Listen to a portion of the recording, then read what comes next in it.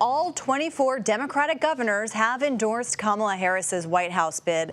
That includes Governor Gretchen Whitmer of Michigan, who says she will be the campaign co-chair. Former House Speaker Nancy Pelosi and other lawmakers also announced their support for Harris, and multiple state Democratic parties are pledging their delegates to the vice president. Our Ed O'Keefe joins us now from Rehoboth Beach, Delaware. Ed, good to see you. I mean, usually when you're at Rehoboth, you're having ice cream, sitting on that beach behind you, not in a suit as you are now, but these are not normal times, so let's start there. The president has been at Rehoboth for several days. We haven't heard from him. We've seen the letter that he put out on social media yet, but we have not heard from him in a televised setting. Give us a sense of what we know about how he came to this decision. Yeah, and good to be with you, Caitlin, a place I know you know very well is Rehoboth Beach. The president today got his regular security briefings, and the White House told us there were no public events scheduled. So once again, another day of not seeing the president in public. This decision was made Saturday night alongside the First Lady and just 4 other trusted aides who finally came to an agreement that perhaps it was time to hang it up. So he started drafting that letter to the nation that was released Sunday afternoon on social media. He informed the vice president Sunday morning. He told his White House Chief of Staff, Jeff Zients, his campaign chief, Jen O'Malley Dillon, and it went on from there. Spent the afternoon Sunday speaking to supporters and members of Congress to explain the decision and to thank them for their support, just as the vice president began calling hundreds of Democratic Party officials to shore up their support. We expect the president to address the country at some point in the coming days. We don't yet know when.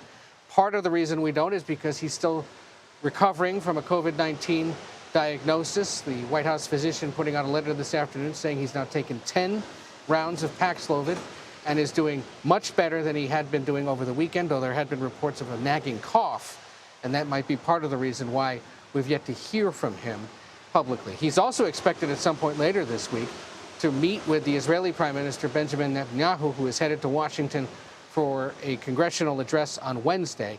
When exactly that happens, where it happens, whether it's before or after he addresses Congress remains to be seen. And of course, the vice president is scheduled to hold her own meeting with Netanyahu as well this week. All right, no such thing as a slow news summer, as we know well. Ed O'Keefe, thank you very much. We appreciate your reporting.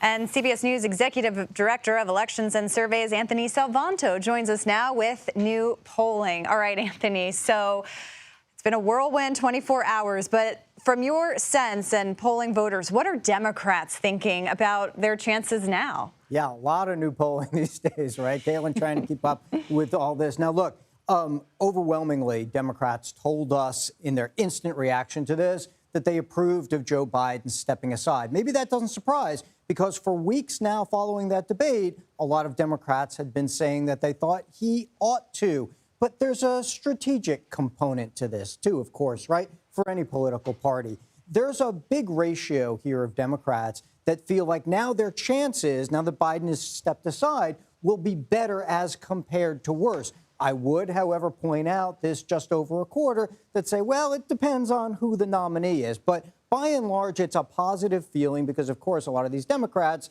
they were voting for Joe Biden. They want to beat Donald Trump. And so they think their chances have gone up, at least initially, Caitlin.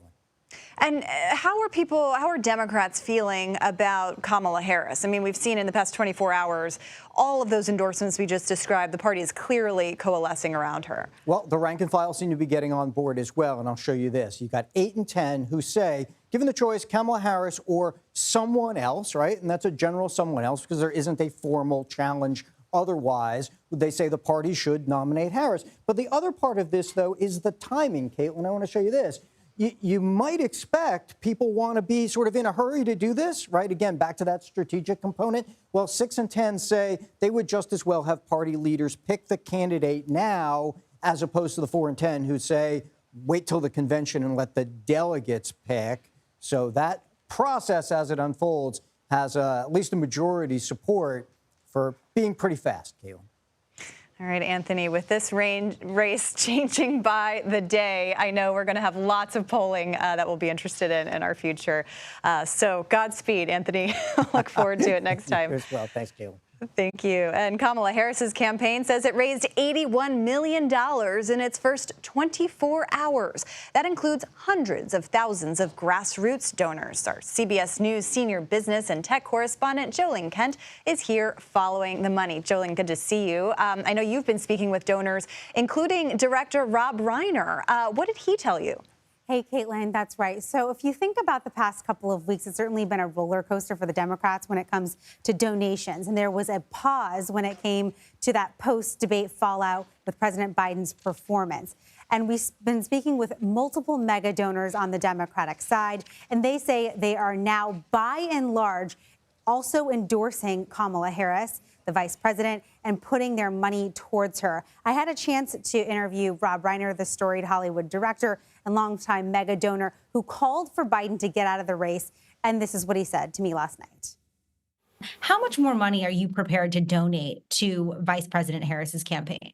Well, Michelle and I have donated a ridiculous amount of money, way out of our ability at this point. But we'll do whatever it takes to make sure that Donald Trump doesn't get in the White House. Reiner also telling me that he is supporting for the VP pick, of course, Arizona Senator Mark Kelly, another major mega donor, also bringing up Senator Kelly as well as a very good, solid pick. But what we're hearing is overall, there is some discord in Silicon Valley, of course, with some billionaires, including Elon Musk, backing President Trump. But by and large, the people who were behind President Biden, those mega donors, are still continuing to move to support Vice President Harris. And what's really interesting is in that record-breaking $81 million that was raised in the last 24 hours, the Harris campaign is saying that 888,000 of those people, 60%, are people who have not yet made a contribution this 2024 cycle. So we'll have a lot more reporting on this across our platforms, but it's interesting to be following this money and seeing where the billionaires are going and, of course, those smaller amount donors who are giving at the more grassroots level, Caitlin.